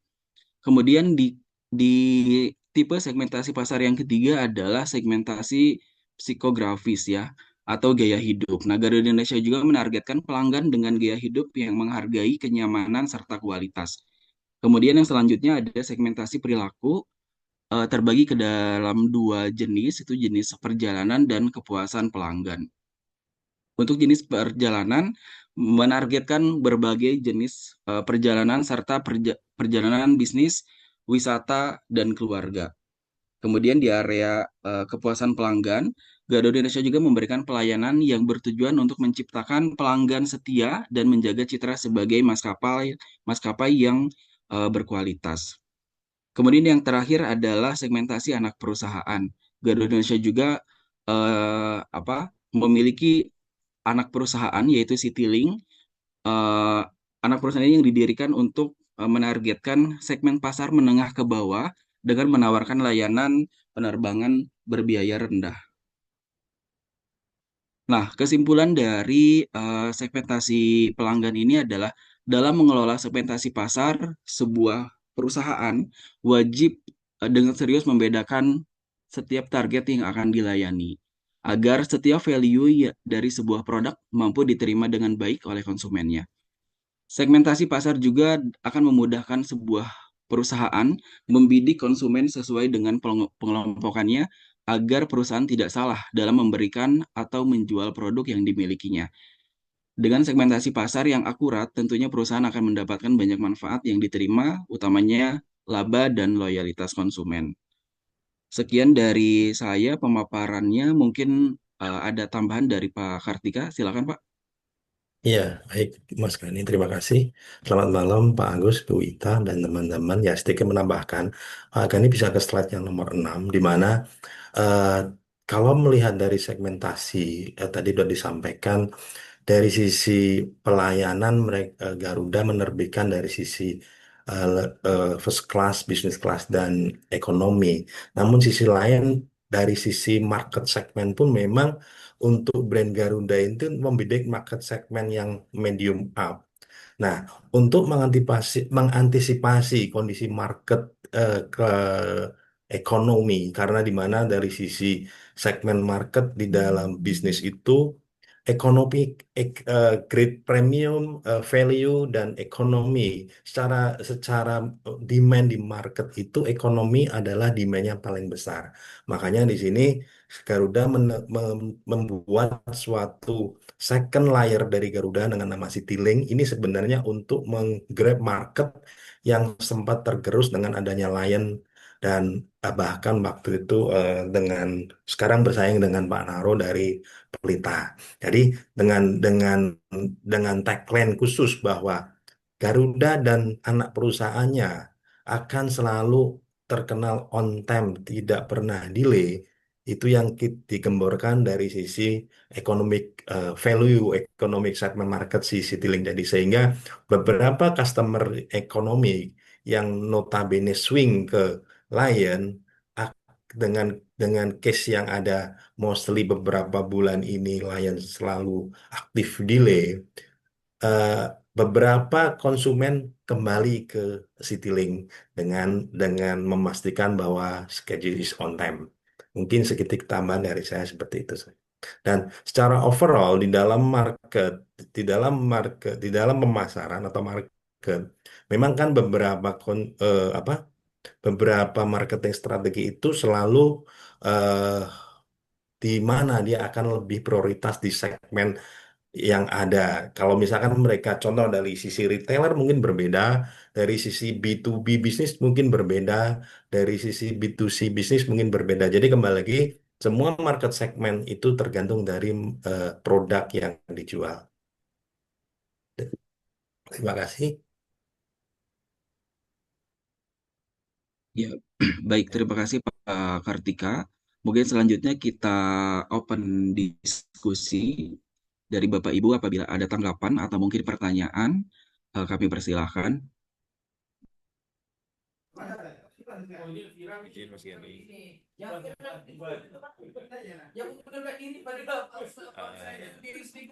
Mungkin terkait Suaranya maaf.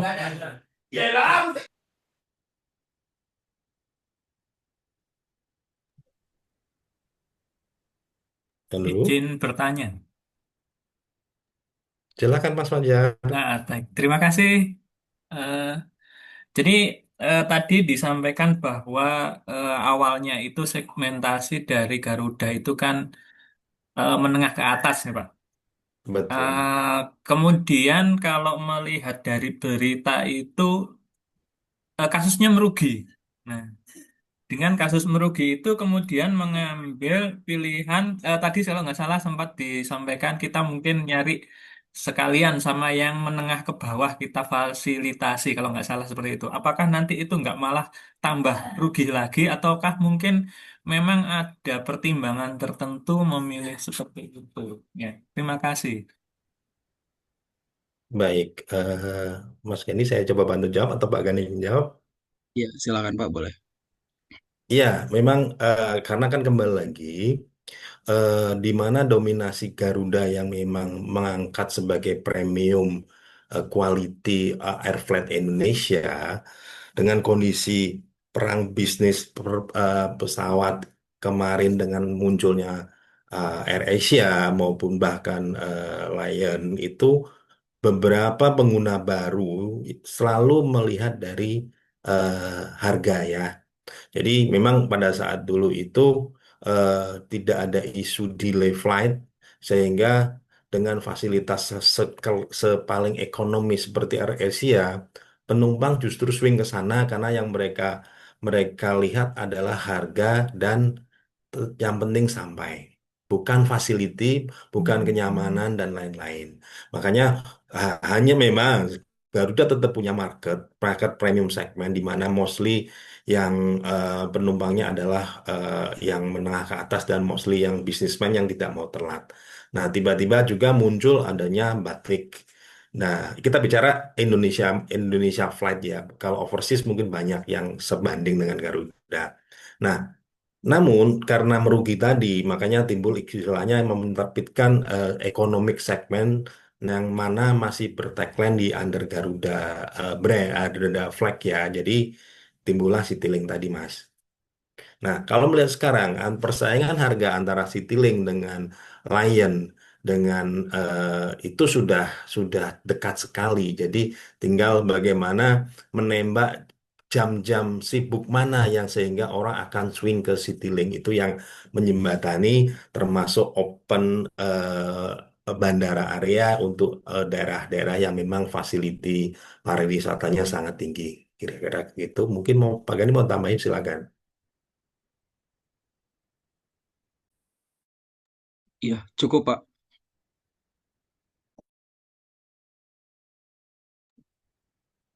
Ya, dari Pak Fajar mungkin silakan apakah ada tanggapan atau mungkin Ya, sementara cukup itu dulu. Ya, baik. Terima kasih Pak ya, Fajar sama-sama. atas pertanyaannya. Baik Bapak Ibu, silakan jika ada tanggapan atau pertanyaan, kami buka sesi tanya jawab.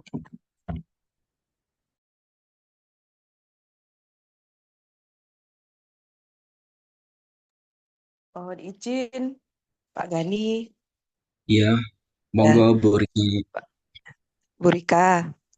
silakan. Ya Pak, ini yang ini ya Pak, lagi trending untuk Garuda Indonesia ya Pak ya. Ini dari sisi bisnisnya ini saya mohon petunjuk ya, mohon penjelasan. Untuk harga tiket domestik dengan tiket internasional ini, kenapa kok mahalan domestik ya Pak? Padahal dari jarak pemakaian BBM itu jauh lebih banyak ke luar negeri daripada domestik. Itu Pak. Terima kasih. Baik, saya coba ulang kembali ya Bu. Harga dari eh, rute domestik itu lebih tinggi ya dibanding rute internasional gitu ya Bu, dengan maskapai lain. Begitulah yang dimaksud? Dengan sama Pak, maskapainya sama Garuda. Oh, maskapainya sama. Garuda, ya. Garuda sama-sama Garudanya, maskapai Garuda ya. Mm-mm. Untuk domestik katanya ke Batam ya, Jakarta Batam. Dengan Jakarta ke Malaysia atau Jakarta ke Singapura. Itu harganya lebih murah daripada kita ke Malaysia ataupun ke Singapura, Pak. Ya. Nah, kenapa seperti itu? Alur bisnisnya sebenarnya bagaimana, Pak? Itu, Pak. Ya, baik. Terima kasih Bu Rika atas pertanyaannya. Mungkin dari Pak Kartika ada mau menanggapi? Baik, terima kasih Pak Gani. Ya, silakan Pak. Ya, Bu Rika kembali lagi dalam dunia bisnis, jarak bukan suatu istilahnya fix patokan untuk menentukan harga jual. Untuk bisnis yang sifatnya jasa, biasa kembali lagi kepada demandingnya. Ya, contoh misalkan tadi sampaikan Bu Rika antara Jakarta Malaysia, Jakarta Batam, jaraknya mostly sama kan, hampir hampir sama. Hanya frekuent flightnya penumpang dari Jakarta Malaysia mungkin lebih lebih padat dan sehingga dia pulang pergi pun sudah bisa bisa langsung one flight two way one one destination ya. Tapi berbeda dengan mungkin Batam. Untuk menuju Batam, buat dia mungkin nggak banyak penumpangnya, sehingga dari Batam, habis itu dia pulangnya ke Jakarta harus ke Kalimantan dulu lah, atau misalkan ke Pekanbaru dulu, baru kembali ke Jakarta. Sehingga mungkin dari sisi EQ time-nya lah, atau sisi operasional cost-nya itu tidak masuk. Sebagai contoh kemarin Garuda kita sempat melihat dia buka segmen baru di Malang.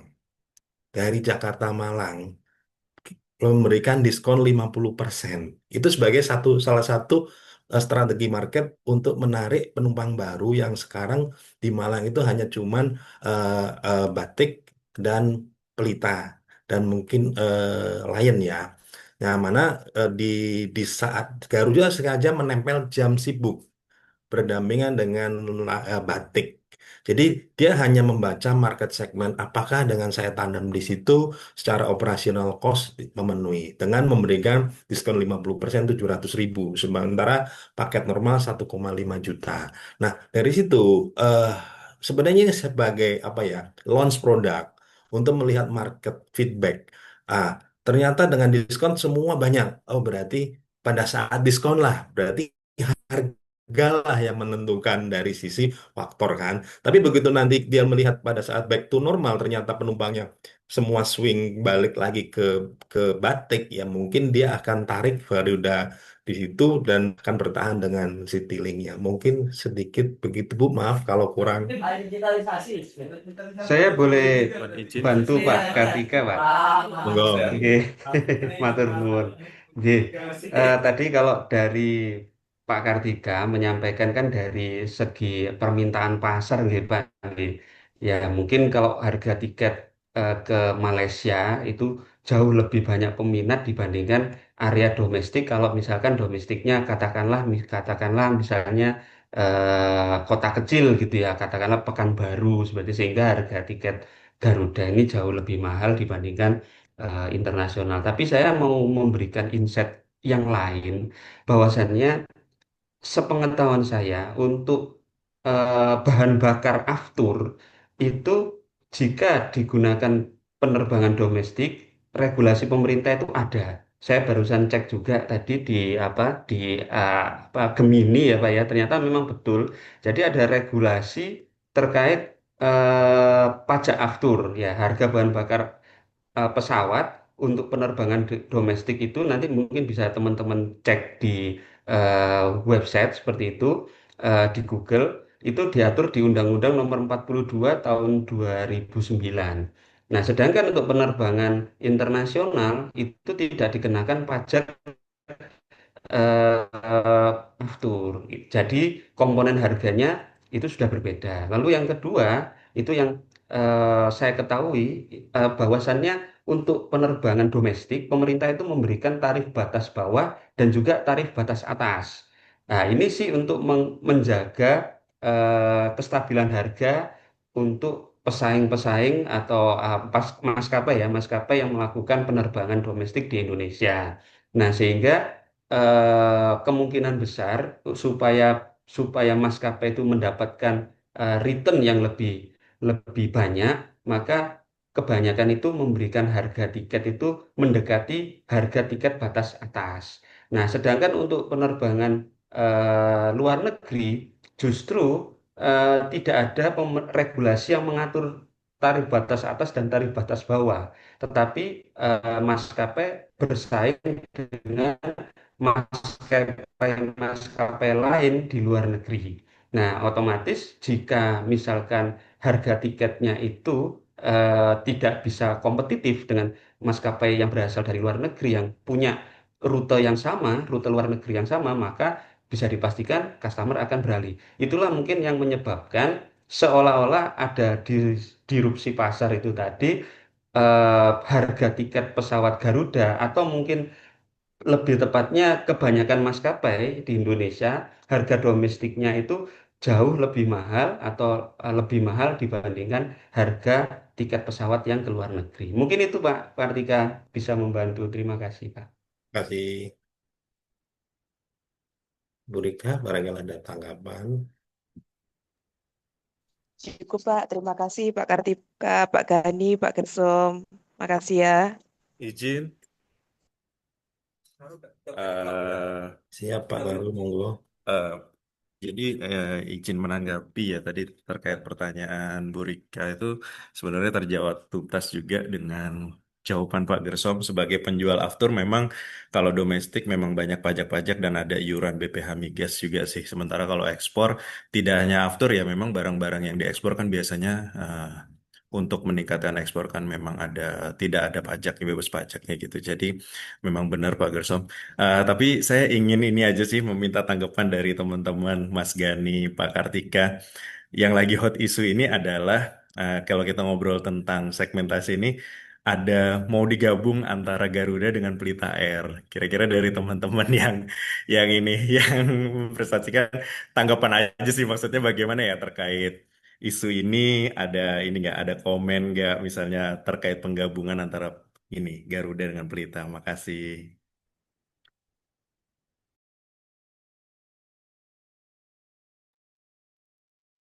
Halo, Pak Gani mau jawab dulu? Iya, eh isu merger antara Pelita dengan Garuda ya, Pak Naro. Sebenarnya menarik ya. karena kita juga sebagai pelanggan gitu ya, eh Pelita ini pendatang baru yang menurut saya sebagai konsumen sudah sangat merasakan bagaimana mengelola bisnis, terutama dari kepuasan pelanggan dengan on time on time on time on time-nya gitu. Nah, ini salah On satu time schedule. betul, salah satu item yang mungkin sangat-sangat bisa bisa membantu, justru membantu Garuda Indonesia dalam hal ini branding lebih lebih kuat lagi gitu ya. Nah, itu mungkin kalau kalau dari saya ya, Pak Kartika mungkin boleh silakan, atau mungkin ini open discuss untuk teman-teman yang lain juga gitu ya. Yang menarik sih isunya. Iya, memang sih Pak. Kalau keduanya sama-sama plat merah bersatu, itu pastilah ya lebih kuat ya. Karena dalam artian gini, kalau melihat fasiliti yang ada dari Pelita dan juga memang dan dengan citylink-nya lah ya mungkin hampir hampir one layer ya. Tapi kalau dengan adanya wacana di merger tadi, berarti at least kan armadanya yang dari sisi ekonomik segmennya itu jadi kan lebih meningkat, dan dari sisi Garuda yang value yang premium kelasnya pun secara destination mungkin bisa menambah. Ya, yang long haul-nya itu mungkin bisa menambah tujuan-tujuan khususnya dengan pariwisata, dan notabene dengan merger sebagai supplier aftur tentunya ada special price lah untuk internal grupnya. Jadi dengan harapan ada internal itu, ya whatever caranya itu yang tadi disampaikan bahwa jual domestik itu harus lebih mahal karena regulasi-regulasi. Tapi kalau add cost aja dengan satu satu grup harusnya kan tanpa jual ya. Ya, apakah itu possible sehingga bisa membuat suatu unit price dari dari aftur tadi mungkin sedikit lebih murah dibanding kompetitor lokal yang pada saat yang sama menggunakan aftur yang sama. Kira-kira possibility-nya seperti apa ya Pak Nano ya? Kalau Pak Nano ya, kalau kita bicara dari add cost ya, karena kan kalau kita bicara merger berarti posting dari one entity itu bisa jadikan operasional cost-nya nggak perlu beli dari market price gitu Pak. Possible kira-kira nggak Pak ya? Saya balikin lagi nih kalau dari sisi pricing. Kan jadi membahas afturnya ya. Jadi Ya jadi kan, kalau saya boleh. ya, Karena jadi arahnya kan unit price-nya kan. Ya, ya kalau jadi saya Pak, mungkin ada pandangan. Oh, Pak Naru dulu monggo. ya mungkin kalau berbicara masalah aftur tuh sebenarnya eh, baik, meskipun Pelita itu grup ya, Pertamina Group, tetap afturnya itu juga ini ya Pak, maksudnya tidak lebih murah dibanding Garuda karena Garuda sinergi BUMN gitu. Jadi sebenarnya dari masalah, kalau dari masalah aftur sih so far sama aja ya, yang satu sinergi BUMN, yang satu anak perusahaan gitu ya. Harganya nggak beda-beda jauh gitu. Tapi ya senang aja sih tanggapan dari teman-teman, berarti apabila digabung ini tetap optimis bakal lebih baik gitu ya. Jadi itu aja sih, pengen lihat gambaran dari Ya, lebih masyarakat murah. luas, Saya saya masyarakat boleh luas. nanggapin. Saya punya pandangan beda sih, Pak. Ya monggo Kalau monggo saya, Mas. ya open discuss kan tadi kan ya. Kalau saya justru mau mengaitkannya dengan apa yang kita pelajari saat ini, yaitu perilaku konsumen, Pak.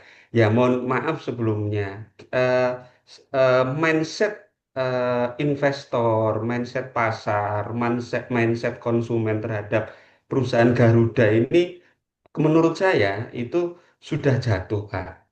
Karena pengelolaan perusahaan yang kurang baik, ya terbukti dari hutang yang sekian banyak, kemudian selalu disuntik oleh oleh apa namanya oleh anggaran negara, ya.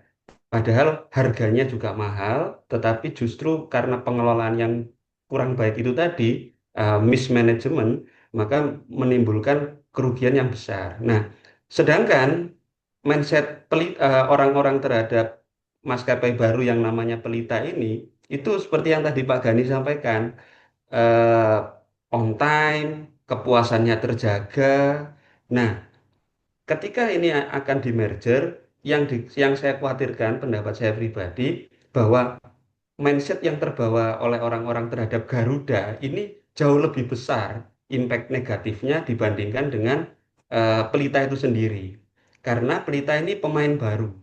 Nah, kan ada dua sisi sebenarnya. Pelita dapat menyelamatkan dalam tanda kutip Garuda, atau justru Pelita ini akan masuk ke dalam pusaran Garuda dengan manajemen yang kurang baik itu tadi. Jadi bisa saja justru ketika ini di merger kan, atau entah itu diakuisisi atau seperti apa, justru masyarakat akan pesimis dengan kehadiran maskapai baru atau penggabungan antara Garuda dengan Pelita. Kalau itu saya lihat dari sisi ini ya, dari sisi apa namanya pendapat atau tanggapan customer feedback terhadap dua perusahaan ini. Seperti itu. Karena lukanya Garuda ini menurut saya eh, sulit untuk diobati kalau tidak ada keseriusan apa namanya keseriusan. Kita lihat aja dari harga sahamnya itu tidak ada peningkatan yang signifikan. Artinya investor pun juga lesu ya untuk menanam modal usaha di perusahaan Garuda.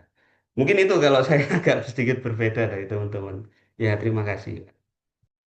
Iya, terima kasih Pak Gersom atas feedbacknya gitu ya. Baik, Bapak Ibu, karena mungkin saat ini waktu sudah memasuki 21.06, saya kembalikan ke forum atau ke Pak Agus. Ke Silakan Pak, apakah kita lanjut atau mungkin feedback dari Bapak? Mohon berkenan. Terima kasih Pak Gani. Baiklah Bapak dan Ibu sekalian, terima kasih. Bahasanya sudah sesuai dengan keinginan awal saya sebagai pengajar. Artinya ketika pertama kita belajar perilaku konsumen, yang kedua ini adalah kita perlu membumi sedikit, meskipun tidak semua ya, membumi untuk melihat dari sisi praktek itu bagaimana sih sebenarnya ketika perilaku konsumen itu diwujudkan dalam bentuk penetapan segmentasi pasar atau segmentasi konsumennya itu. Nah, ini nampaknya kelompok yang kedua. Mudah-mudahan nanti diikuti oleh penampilan minggu yang akan datang. Memang tidak terlepas dari yang pertama, artinya adalah topik yang pertama mungkin lebih banyak ke arah yang teoritis, kita akan melihat cara praktisnya itu bagaimana. Jadi terima kasih Pak Gani dan juga teman-teman yang sudah menyajikan yang pertama. Mungkin ada beberapa tanggapan yang ingin saya kemukakan dalam kaitan ini. Yang pertama ketika Garuda dipilih ya, dipilih sebagai apa? Katakanlah studi kasus gitu ya. Pilihan itu saya kira segmennya adalah jelas-jelas sekali kalau kita lihat dari kacamata pemasar, para pemasar itu sudah bisa disimpulkan bahwa segmennya itu khusus ya.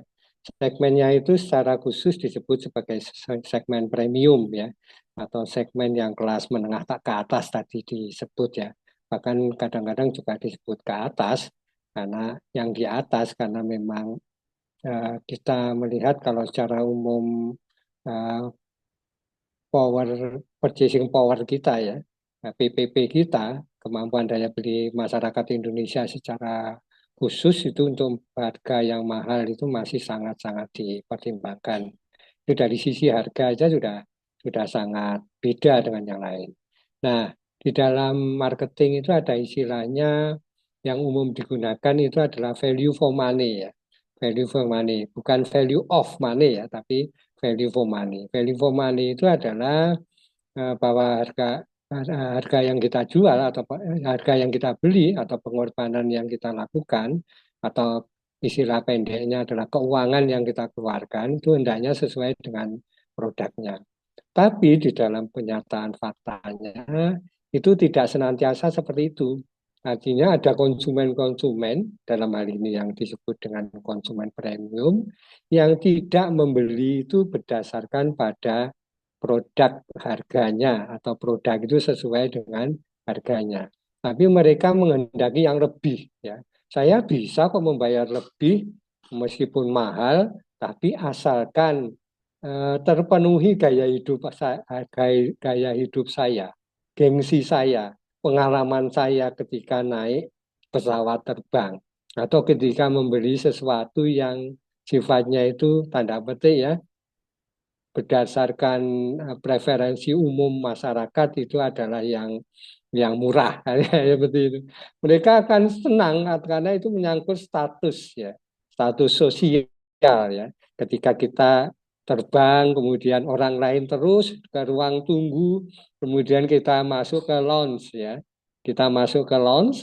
Nah, itu juga salah satu gaya hidup. Artinya kita dilihat bahwa kita itu adalah orang yang terpandang ya, terpandang. Kita membeli Mercy atau membeli Lamborghini, mahalnya bagaimana kita juga tahu. Meskipun kita tetap dalam konteks ini kualitasnya di atas standar yang ada ya. Dan juga mungkin pengalaman ya, pengalaman-pengalaman yang kita peroleh dengan adanya perbedaan di dalam pelayanan ya, itu juga sangat-sangat diharapkan oleh segmen-segmen seperti ini ya. Jadi gaya hidup pun juga seperti itu. Kita tidak mau naik yang lain kecuali Garuda. Nah, itu. Sehingga memang ini bisa kita katakan yang kita diskusikan kali ini adalah segmen-segmen yang istimewa yang kita bicarakan. Meskipun Garuda itu yang kita topikkan hari ini adalah kebanyakan adalah Garuda dalam konteks bukan grup. Yang disinggung juga bukan grup, yaitu ada juga sisi dia memiliki Citylink ya, Citylink sebagai segmen yang lain, segmen untuk orang-orang kebanyakan tanda petik ya tentunya yang naik pesawat tentunya tetap jadi pertimbangan sebagai barang mewah di Indonesia ya. Sehingga memahami karakteristik konsumen seperti ini itu adalah dia biasanya tentunya adalah mereka yang berpendapatan tinggi, sudah tahu ya, sudah tahu Garudanya itu ketika awal dia membentuk citranya itu adalah yang membeli tiket saya adalah orang-orang yang berpendapatan tinggi atau kalau kita sebagai pegawai negeri itu biasanya adalah golongan 4 ya. Saya tidak tahu di Pertamina golongan berapa, di tempat Bapak golongan berapa. Kalau di negeri biasanya golongan 4 ya, tapi meskipun saya golongan 4 nampaknya saya juga lebih sering naik ekonomi ya. Seperti itu ya, berpendidikan, kemudian menghargai kualitas, dan yang penting karena menyangkut gaya hidup biasanya eksklusif ya, eksklusifnya. Seringkali kita juga melihat bahwa mereka tinggal di perkotaan. Jadi ini adalah satu bentuk sebagai simbol status bagi kita. Meskipun citranya tadi dikritik oleh penanya itu bahwa citranya juga dipertanyakan sekarang ini karena adanya kerugian-kerugian yang menurut saya ini adalah salah urus atau salah manajemen, apakah itu korupsi ya, ataukah itu salah mengelola manajemen secara keseluruhan ya, perencanaannya yang keliru, sehingga di sini mereka tidak, kadang-kadang juga dari sisi positif, tetapi dia juga dalam sisi-sisi yang lain juga sekarang ini nampaknya juga mau dicitrakan positif oleh pemerintah dengan janji Presiden Prabowo untuk membeli sekian ratus pesawat Boeing 77 ya, 777 ke Amerika dalam rangka tekanan oleh Trump ya. Saya kira tekanan oleh Trump untuk untuk hampir semua negara terefek oleh kebijakan Trump itu ya. Jadi saya kira itu Bapak dan Ibu sekalian diskusi yang menyangkut segmennya. Nah, tadi agak yang di luar adalah tentang merger. Memang merger ini kita katakan merupakan unsur yang bisa meningkatkan kita katakanlah efisiensi tentunya, apalagi kalau perusahaan itu adalah perusahaan yang sejenis ya, sejenis kemudian sebenarnya mereka bisa satu payung ya, satu payung tetapi ternyata harus bersaing dihadapkan oleh adanya persaingan menghadapi pasar ya. Padahal seharusnya mereka bisa bersatu. Sama seperti semen ya, semen Indonesia itu ya. Semen Indonesia juga sebenarnya BUMN tapi kok di masing-masing tempat kemudian saling berperang sehingga menjadi semen Indonesia. Ada bank syariah semua bank nasional punya bank ya, sehingga akhirnya merger menjadi BSI. Nah itu tentunya sisi-sisi kalau kita bicara tentang itu yang di luar apa, di luar yang kita diskusikan sebagai segmen itu adalah hal-hal yang sangat positif di dalam konteks kita membangun negara ini supaya lebih baik lagi ke depan ya.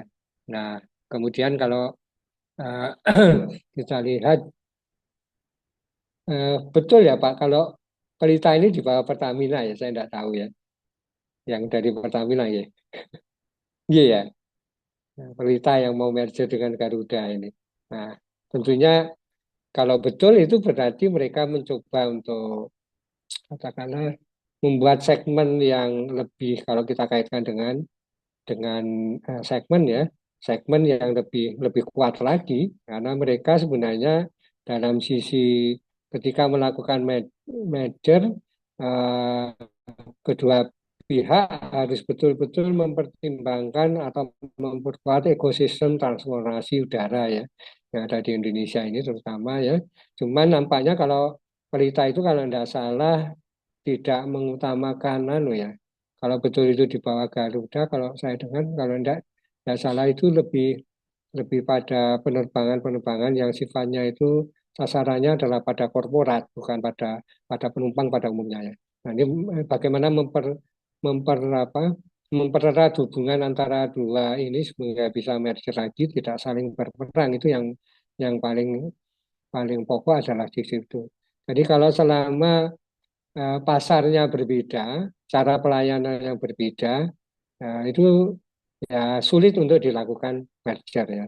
Nah, apalagi kalau sisi-sisi di mana yang satu misalnya lebih kepada corporate, penerbangan corporate yang Pelita ini, kemudian dimiliki oleh dua institusi yang jelas-jelas memiliki memiliki payung BUMN yang berbeda. Yang satu Pertamina, yang satu bukan Pertamina. Yang satu perusahaan minyak, yang satu non perusahaan minyak. Tapi kalau perusahaan minyaknya ingin ke core produknya, seharusnya dia tidak membuat perusahaan Pelita Air ini sebagai perusahaan penerbangan ya. Karena ini kalau Pertamina misalnya membuat perusahaan penerbangan ini juga jadi masalah. Dia akan duplikasi dengan perusahaan core-nya.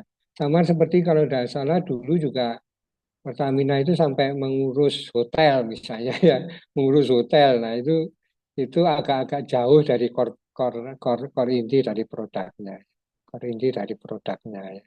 Nah, sehingga dalam hal ini adalah profesionalisme dengan fokus dan spesialisasi menurut saya pribadi itu adalah juga masih diperlukan di dalam kita melakukan bisnis ya, supaya tidak ada tumpang tindih di satu sisi dengan yang lainnya. Saya kira itu Bapak dan Ibu sekalian, terima kasih pada malam ini sudah hampir jam 21.20, 2 jam ya, kurang 2 jam ya kita bertemu. Mudah-mudahan minggu depan arah daripada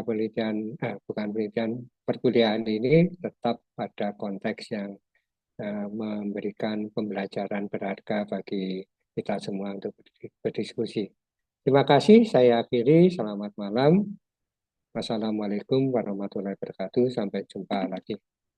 Waalaikumsalam warahmatullahi wabarakatuh. Terima kasih. Selamat malam. Makasih Pak. Terima kasih. Kawan.